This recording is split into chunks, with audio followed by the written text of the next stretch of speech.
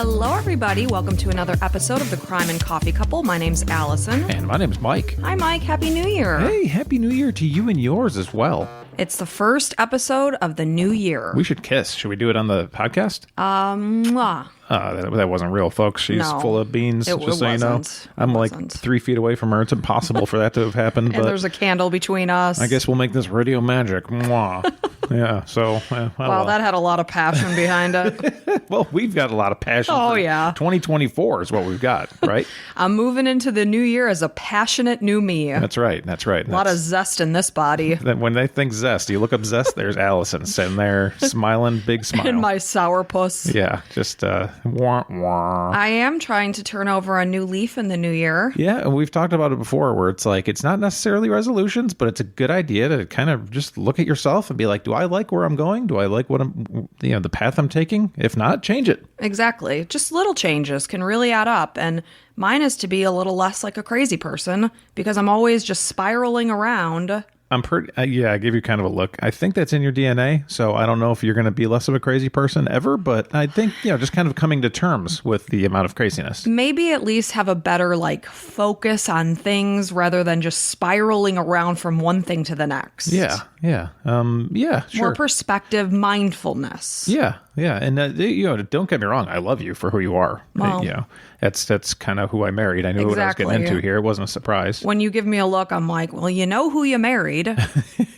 And as long as it doesn't get too crazy, everything's all right. I'm reading a Brene Brown book, a Gabby Bernstein book. I'm starting this 6-week challenge thing she does for mindfulness starting today. So we'll see.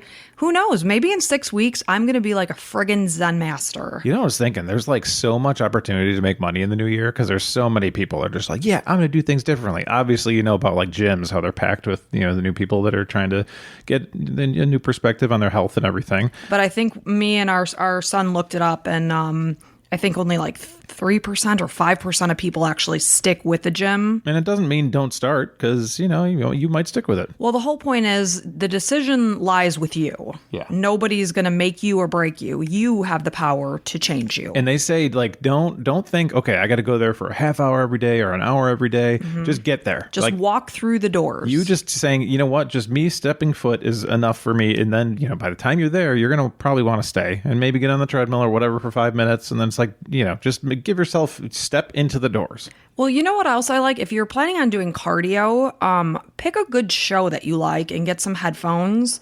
And I just watched Shrinking on Apple TV, and it really helps me get through my cardio. I cannot humanly do cardio on a machine like a hamster unless I have something to take my mind off things. Oh my gosh, I could never. I just think, oh my God, I'm a rat. I'm no better than a hamster or a rat running around in a wheel right now. What am I doing with my life? I'm like, this is what we've come to as human beings in 2024 is we're just running on this thing that keeps on going and we're not going anywhere. Right. I can't understand it. I don't know. But watching something good really makes the time fly by. Yeah, and it's good for your heart muscle, which is just like any other muscle. But really what we're hoping is that, the new year brings you guys some health and happiness, and thank you for being here with us. Yeah, absolutely. It's very, very much appreciated. We were able to get away for a few days to a hotel with the kiddos. That was kind of fun. Yeah, we went for 2 nights, which was so nice. The kids love it when we're away from home, or especially our daughter, because we're fully present with her. There's nothing for us, especially me, because I'm always jumping up. Oh, I got to scoop the cat litter. Oh, got to get the laundry. Something. The big thing is cleaning. For sure. Always. So if we're in a hotel room, it's like, you've got people to do this and we're paying good money for it. So. And we looked up because we were in Orlando. So we looked up Disney wait times just to see maybe we can go to Disney. It's so expensive though. And we look at the wait times. They're 3 hours, anywhere from an hour and a half to 3 hours. I'm like, okay, so, in a matter of 6 hours, we can get on maybe 3 rides. Yeah, not even close to worth the money. And they came out with this new ride, the Seven Dwarfs Mine Train, 5 years ago now? And we live an hour and a half away from Orlando, and we have never been on this ride. And we've been into the park maybe twice, in the past 5 years. Maybe 2-3 times, maybe. Yeah, and it's just no, we still haven't gone on this ride. Because it's always 3 hours. Yeah, it's man alive. Disney sucks, man. I love it for the magic and stuff, but it is terrible. Well, the last time we went to the Magic Kingdom was 2019, right before COVID, and we were sitting at like a lunch place looking at the app and we're like, oh my gosh, we can't get on anything. If you're familiar with Small World, it's like, a children's ride. It's a throwback for nostalgia. Kind of sucks. I've been on it since I was a baby. That was an hour and a half. I'm like, oh my gosh, Small World is an hour and a half. Yeah. So we got away, and usually what we try to do is get like a cheap hotel. So I'm cheap, as everybody knows. Oh boy, is he ever. Yeah. Eesh. And so we try to get those timeshare things where you got to sit through the 90-minute thing, and then you get like 4 nights usually for like $150 at like a good hotel. Like really nice. Like a one of those vacation clubs or something from like Marriott or Hilton or whatever it is. So it's like, this time we didn't do it, and it hurt me so bad because like they even offered it, and you see my eyes light up. They're like, oh, I saw. They're like, sir, we'll give you $200 of a credit if you sit through the thing. I'm like, oh, honey, what do you think? And you're like, no. Well, like, we were right. there for 2 nights. I'm not spending half my day sitting and listening to some bull crap sales pitch. Yeah, that I know we're not going to invest in. Right. Yeah. So yeah, it's not for us. But it was nice to get away, and we was. appreciate you guys being here with us. And I think on that note, we're ready to get going. Let's do this. So this is the murder of Molly Bish. So Molly Bish was born on August 2nd, 1983 in Detroit, Michigan to parents John and Maggie Bish. She was the youngest of 3 children. Molly was a talented athlete, an honor student. She was just extremely outgoing, funny, very well-liked girl, somebody you wanted to spend time with. She was a good bish. Mm-hmm. Molly's family decided to relocate when she was just a year old, so they went from living in Detroit, Michigan, to Massachusetts. And the reason why they did this was an 18-year-old girl who lived in their neighborhood ended up being abducted, raped, and murdered. Whew. So this is what tipped them over to say, you know what, let's get out of this area and find somewhere else to go. And obviously it didn't really work out as planned. But it didn't. That's crazy. Wow. So they move away for safety. And we're talking about this case. So we know that something horrific happens in this family, which is just so ironic and tragic. So the Bish family chose to go back to John's hometown of Warren, Massachusetts. This is a small town. As of 2020, the population was 5,000. Their goal of moving their family of 5 was to raise their children in a safe area where they could find their peace. And really, what more do you want is to be safe as a family and be peaceful. That's all we're trying to do for all of our kids is, give them safety. Exactly. So 15 years after the move, it was the year 2000, and both Heather and John Jr., the 2 oldest of the Bish children, they left the home to go to college. So now it's just Molly at home. Meanwhile, Molly was 16 years old. She had just finished her junior year of high school.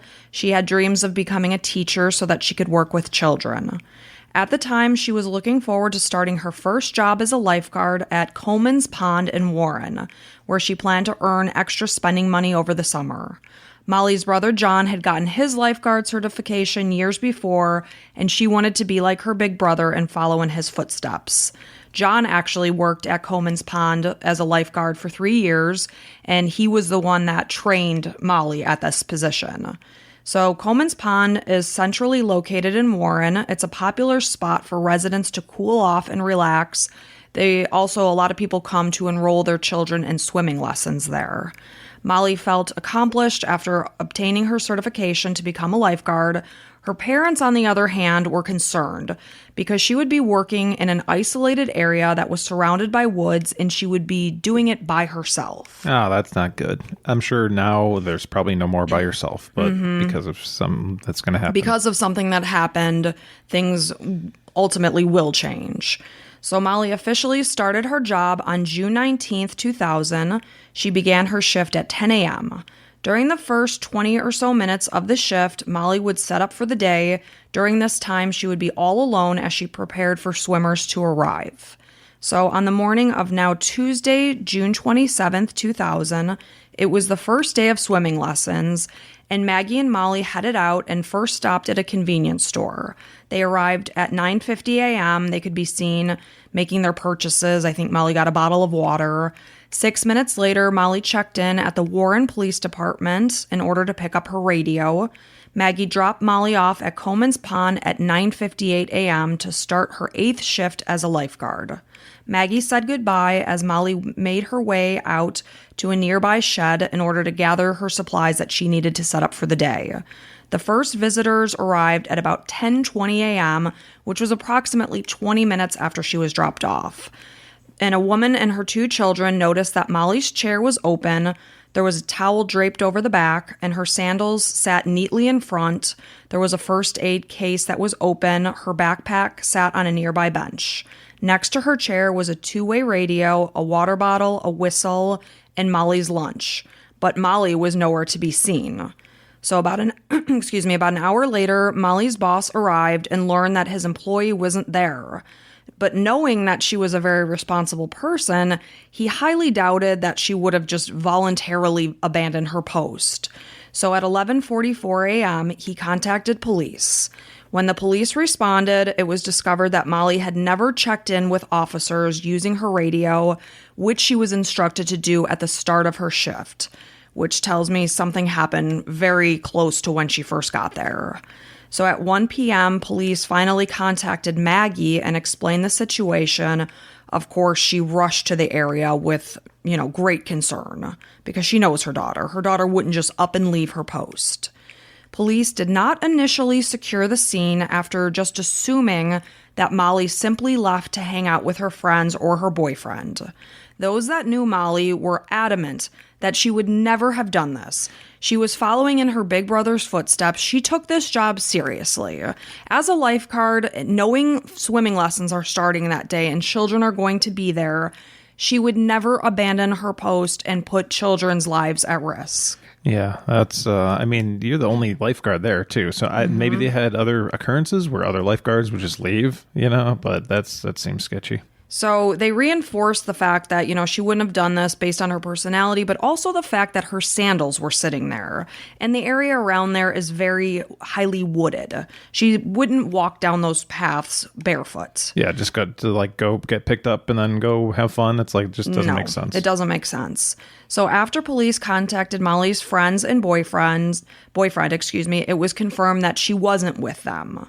So police speculated that Molly may have drowned, but her loved ones felt that this was very doubtful. She was a strong swimmer. Obviously, she's a lifeguard. She is a lifeguard. Now, not to say that it's impossible. Of course. People can drown. Maybe even she if dove in they're and hit her head or something. You never know. So by late afternoon, the Massachusetts police took over the investigation and launched a search of the pond and surrounding area. Divers searched the pond for Molly's body, while search dogs combed the surrounding woods. Oh, that escalated quickly. Very quickly. The divers found no sign of Molly, and residents in the surrounding area were interviewed by police.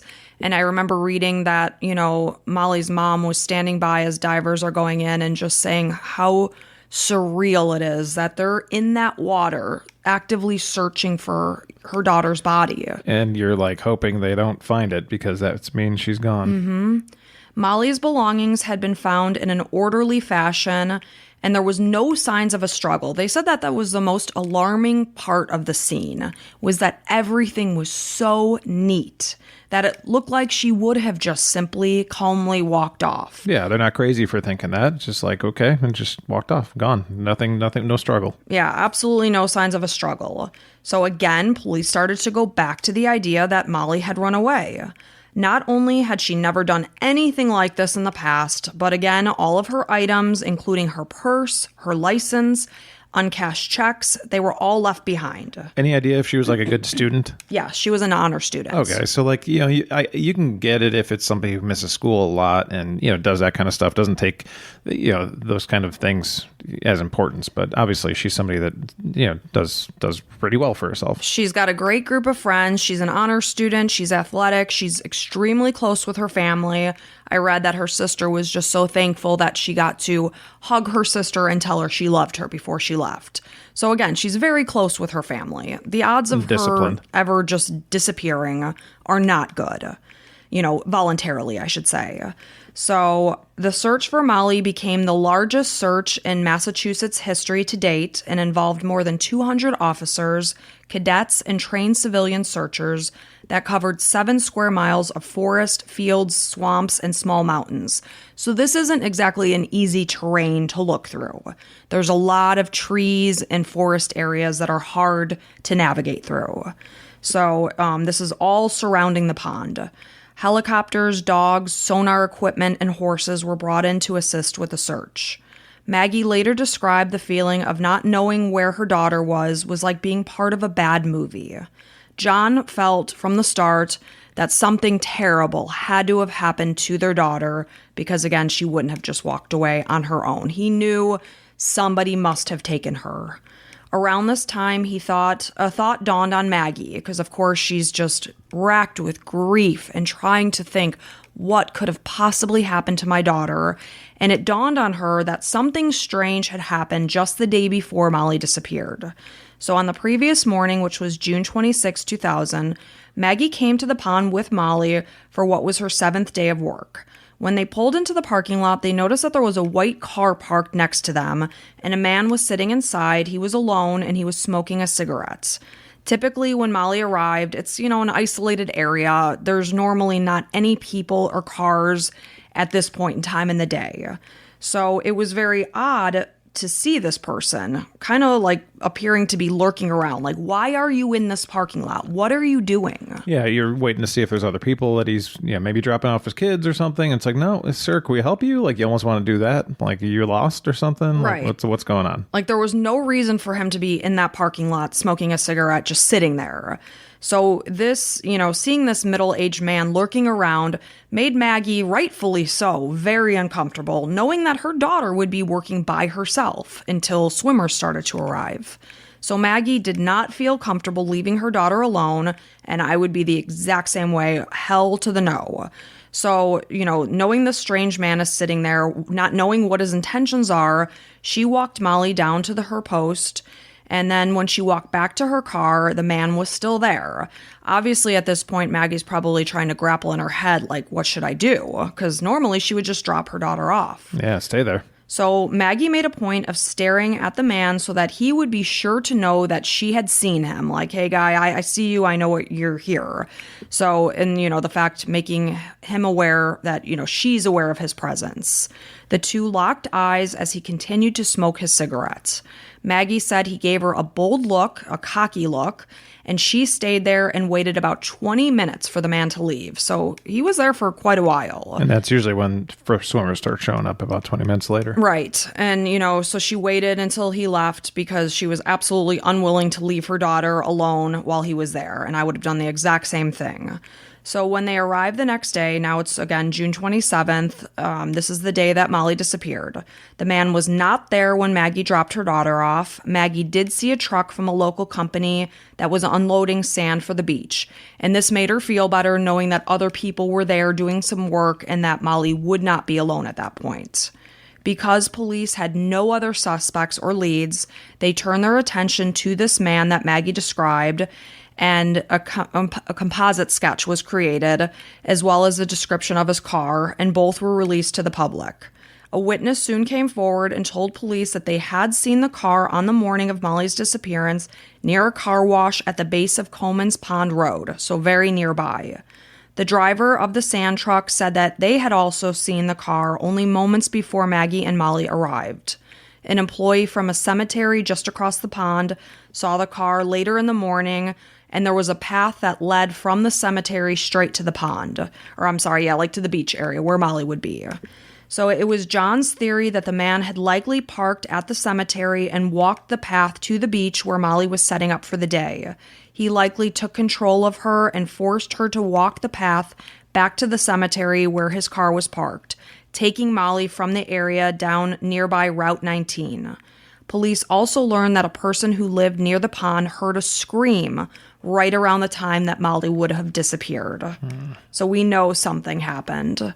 So Molly's parents created an email chain with Molly's picture, which was sent to more than 35,000 people, and created a website devoted to finding their daughter that received thousands of hits, hoping to generate any information that could lead to finding their daughter. And obviously, they're praying that she could be found alive. Because Molly had been at the remote area of the pond alone, residents began discussing the safety at the pond, obviously. And this is something that her parents were immediately concerned about, knowing their daughter would be setting up for the day by herself. It's like, oh, great. Yeah, now let's start talking about safety. And then my daughter's gone. Thanks a lot. Now we're addressing it. The commissioner said that Comins Pond would not be reopened to the public unless 2 lifeguards were on duty together, but this wasn't going to be an easy thing because they struggled to find lifeguards at all, let alone 2. Yeah. So Molly's case sadly grew cold for over a year, but her family refused to give up. Maggie tracked down a famed sketch artist named Jean Boylan, who worked on other high-profile cases, such as the Unabomber and Polly Klaas. This is a young girl who was kidnapped at age 12 from a slumber party at her own home in 1993. Jean agreed to meet with Maggie at a local bed and breakfast in hopes of creating a more accurate picture of Molly's suspected abductor. The two worked together for 9 hours until the drawing was complete. Wow. Maggie was floored by the accuracy of the drawing, but felt that something was missing, one detail, and asked if Jean would create a second sketch, this time with the man holding a cigarette, because that's how she pictured him. Yeah, and obviously, he's going to be smoking because he's probably addicted. Right. So. And, people who are big smokers, they can sometimes go from one to the other. So that's how you would see them, is holding the cigarettes. So they did this updated sketch, and when Jean showed it to Maggie, she felt instant fear because of how much it looked just like the man she had seen the day before her daughter went missing. She felt renewed hope that this picture would help bring her daughter's abductor to justice. That's amazing that even a year later, she was still able to describe him so well that this is him. Right. I couldn't tell you somebody from yesterday. She was very uncomfortable with his presence. Yeah, well, I'm just giving her credit. That's amazing. So it seemed like she locked in the image of this person. So more than 2 years after Molly disappeared, a break in the case came when a hunter noticed a blue bathing suit in the woods on Whiskey Hill, about 5 miles from Comins Pond, in November of 2002. The bathing suit matched the one that Molly was wearing. However, because the hunter believed that Molly had been wearing an orange bathing suit, he left it there and made no report of his findings. He just assumed somebody dropped their bathing suit. Sure. So now we're moving on to mid-May of 2003, and the hunter is having a conversation with another man. He mentioned finding the bathing suit. The man realized that this could have belonged to Molly. It's like, why didn't she report it, dumbass? He's like, she wore an orange one. No, it was blue. It's like, yeah, we should tell somebody. So they did. They contacted police, and the hunter led them to the area where the bathing suit was. So they used this point as a massive search in the area began now on June 3rd, 2003, and sadly, searchers soon found more than 20 human bones on a remote wooded hillside about 500 feet from where the bathing suit had been found. Sadly, 6 days later, it was June 9th, 2003, a little more than 3 years after Molly had gone missing, and DNA analysis as well as dental records determined that these were the remains of Molly. Sad. So sad. So Molly was finally laid to rest on August 2nd, 2003, which would have been her 20th birthday. Because of the time that had passed, Molly's cause of death could not be determined, but investigators obviously ruled her death a homicide. It's believed that Molly was buried in a shallow grave after she was murdered, and animals later scattered her remains. There were signs that animals had, bitten the bones. So over the years, several persons of interest have been identified in this case. In 2009, a Florida resident named Rodney Stanger, who was convicted of murdering his girlfriend, was investigated. At the time of Molly's murder, he lived in Southbridge, Massachusetts, which is only a few minutes from the town of Warren, which is where he had lived for more than 20 years. His home was only 0.3 of a mile on the same street as the YMCA where Molly had gotten her lifeguard certification, and he often hunted and fished not far from the area where Molly's remains were found. Seems like a good lead. So he was aware of the area very well, and he could have seen Molly when she was at the YMCA. So on Saturdays in early 2000, John would drop Molly off at the Y, and then he would head to work about a mile away, and if she finished early, Molly would walk from the Y to meet her father, so it's possible that this was when Stanger first noticed Molly. Molly was very outgoing. She was very talkative. It's possible that she may have encountered him and began chatting. That's just the type of person she was. Sure. Hey, how are you? Yeah, and then that's really actually kind of a good rule of thumb if you notice somebody to talk to them so that they know that, at least say something. Right, so that like they know I you see them. you. Right. So the thing is that they thought it was possible that as she was chatting with him, she may have mentioned, oh yeah, I'm at the YMCA doing my lifeguard certification because I'm going to get a job at Comins Pond. So then that would have made him know where she was that summer. And of course, he would know that this is an isolated area. That's possible. We don't know this for sure. Did he look like this sketch at all? So he, I'm sure you're gonna tell me. I'll go there. So he also had access to a white car that was similar to the one that Maggie had seen, and he looks exceptionally similar to the composite sketch of the suspected murderer. And is he a smoker? Yes. So after Molly's death, he relocated to Florida in 2003. So Stanger was arrested on suspicion of the murder of his girlfriend of more than 20 years. This is 50-year-old Crystal Morrison, who was found stabbed to death in her home in February of 2008 near Ocala, Florida. After her murder, Stanger broke into a neighbor's house and attempted to strangle the woman. He had also been questioned for the August 1993 murder of 10-year-old Holly Paranen, who went missing in Sturbridge, Massachusetts, which was 10 miles away from Warren, while she was visiting her grandparents. Her remains were found 2 months later. Her murderer has never been found. So he was considered, he was talked to, but they didn't have any, evidence to say that it was for sure. So after Stanger's girlfriend Crystal was murdered, her sister went through the trailer that she and Stanger shared. She came across items that her sister would not have had and like owned. What? So there was like scrunchies and very childlike barrettes. Oh. So like those like fluorescent ones with like butterflies and stuff. That a 50-year-old woman would not be wearing in her hair, and she knew her sister hadn't worn these items. Like, this isn't her style. She's not a throwback type of chick. She's a 50-year-old that wears 50-year-old stuff. Right. So is it possible that he had involvement in some of these cases? Yes. Yeah. But he's never been convicted of any of this. So hard. Yeah. Yes. So Stanger has never been charged in Molly's nor Holly Paranen's case, but he was later convicted of Crystal Morrison's murder. Never charged in Molly's case? Never. So Molly's family hired a private investigator named Tom Shamsack, who visited Stanger in prison. So as they were sitting together, he showed him Molly's picture. Stanger refused to even look at it. He pushed it away. He refused to speak of any connection to Molly's murder. Molly's sister Heather has written him letters hoping that he will admit to his involvement, but each and every letter thus far has gone unanswered. Now, about Molly's mom, Maggie, right? Mm-hmm. That's her name. Did she have anything to say about this guy? Like, did she look at him and be like, that's the eyes of the killer of my daughter, or anything like that? I didn't read in any of my research, and I've, got a lot of references here. She never said, but there is absolutes, that mention that he looks eerily similar to the drawing. Mm-hmm. So in June of 2021, now a new suspect named Francis or Frank Sumner Sr. was identified. Over the years, police have received several tips about him, and on one particular occasion, an informant gave what they're calling clear, persuasive, and credible information that linked him to Molly's case. What this information is, we don't know. They didn't release that.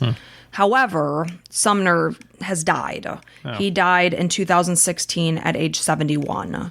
He was a longtime resident of central Massachusetts. He owned and operated an area auto repair shop, or shops, I should say.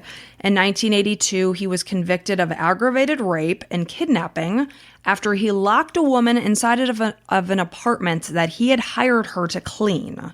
And he was trying to rent this apartment. So he's clearly not a good guy. Yeah. He choked her, he threatened to kill her, and he raped her. This is a bad person. Yeah, those are the worst. And again, he was in the area where, Molly was. He was released on parole in 1998, which would have been 2 years before Molly was murdered.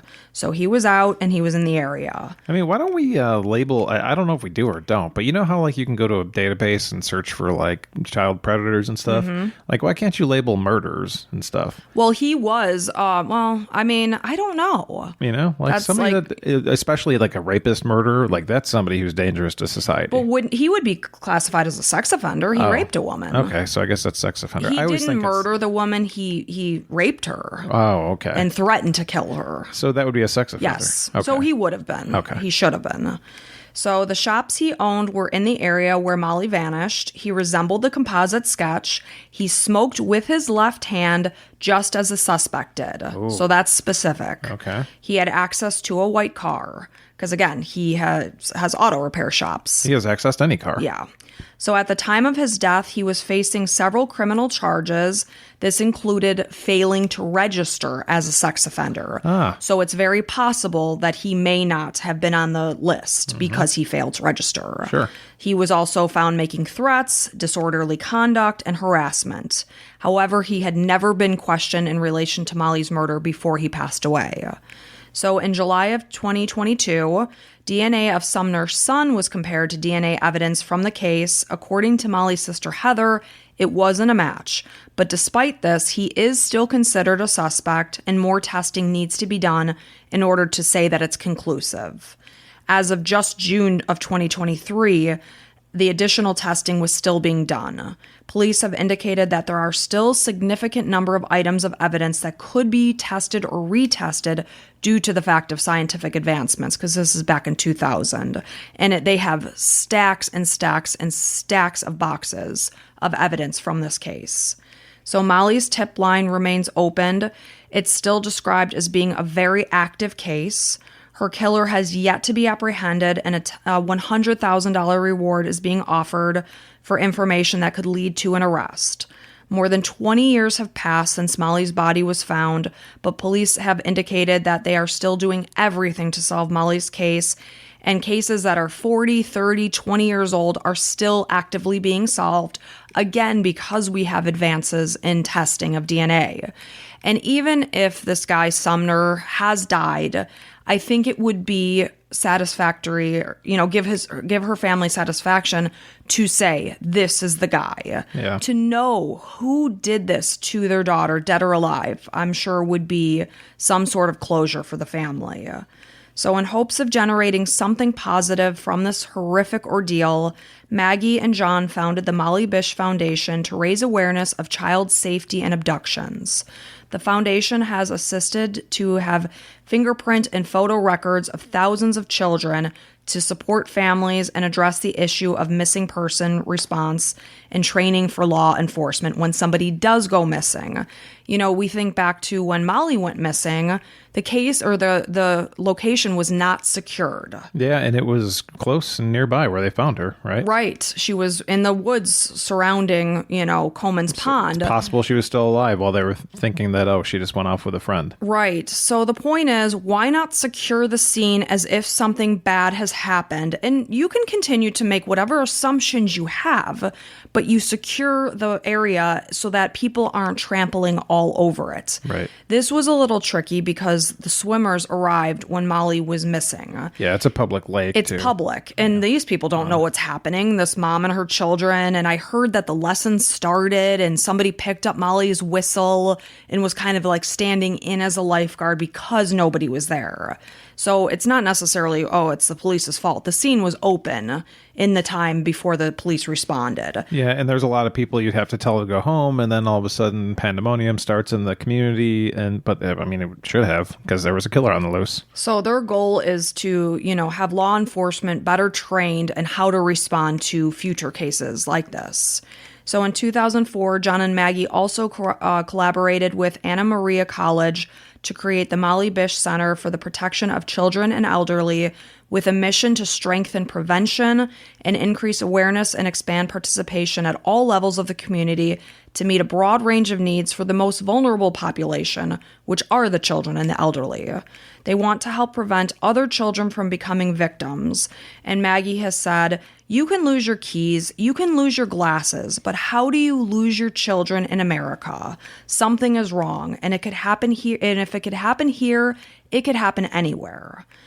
She's dropping her daughter off for her 8th shift. Swimming lessons are starting that day. You think she's going to be safe. 20 minutes later, she's gone. Yeah, you're proud of your daughter for getting her certifications to be a lifeguard and helping other people in the community, and then she's gone. Yeah, it's forever. Just awful. So Molly's family realized that they can't change what happened to their daughter, but they can try to stop it from happening to someone else. So anyone with any information about Molly's case can call 508-453-7575. And that is where we stand, and that is the murder of Molly Bish. That sucks. Just a 16-year-old girl trying to earn some extra cash over the summer, follow in her brother's footsteps, be outside at a lake where people are having fun, and earn some extra cash while you're doing it. And she couldn't even be safe doing that. Yeah, a pond that was strangely surrounded by scumbags, like the guy from Florida and then the other guy that owned the auto places. Like, two people that are really bad guys. Yeah, really, really bad people. Horrible. And, again, it was a very isolated area, and hopefully it's safer now where they're safety in numbers. You're not leaving a lifeguard there alone. And it sounds like Molly tried to scream because somebody heard a scream. Somebody absolutely heard a scream at the time that she would have gone missing. And like we've said before, if you're being taken away from your location, that's not good. So whatever you can do, to scream, if anybody's ever in this situation, just be like Molly, try to scream as loud as you can because there's a good chance you're never coming back. So, and it's likely she was overpowered by whoever took her. She was, 125 pounds. Yeah. Any of these guys probably could have easily grabbed her. Yeah. Yeah. So it's just a horribly sad story, and my heart breaks for her family. Yeah, and then they did the only thing they can do in their power. Like, you can't change the past, but you can affect the future. Exactly. So again, if they can save one or two, and I'm sure they already have, just by raising awareness, and somebody went off into some mom or dad's head that was like, okay, this isn't a safe situation. Right. So, they're doing good work in their daughter's name. So, yes, absolutely. Thank you for telling us about Molly. So thank you all for listening. We appreciate each and every last one of you, very, very much so. And, we are a mom and pop podcast. I am Pa. And I am Ma. Yeah. And if you're one of those people that purposely doesn't go to Chili's because they're everywhere, or Applebee's, and you like to support the local businesses, think of us as your local, podcast business. Now, we are local because we're on the internet, but we're not like those huge media companies, conglomerates and stuff. And, every little bit helps that anybody can help us out with. So if you want to become a Patreon, then, that would be very much appreciated. Throw us a couple bones, whatever, or don't. A free way to help support us is just by subscribing to our podcast and telling your friends and neighbors and coworkers. So I understand, times are tough for sure. But if you got some extra scratch, maybe throw it our way for a month or two. Who knows? So we want to say welcome to the Crime and Coffee Couple Club to San, Tori, Amanda, Sam, Amber, Heather, Madison, Katie, Amy, and Ella. What gorgeous, beautiful names and faces and very creative and wonderful email addresses all of you have. I mean, you are just the best people as far as I can think. The creme de la creme. Oh, the creme de la creme. That's as they say. So thank you so much for believing in us and sharing some of your hard-earned money, and we really appreciate it. Yeah, we never, ever take for granted. And like Mike says, we know that times are tough. People are, battering down the hatches and all that. Got to pay off those... Battening down the hatches? Yeah. Got to pay off those credit card debts from Christmas time. So that's tough. But. So we appreciate you guys so much. Thank you for being here. Thank you for listening. And until next time, bye!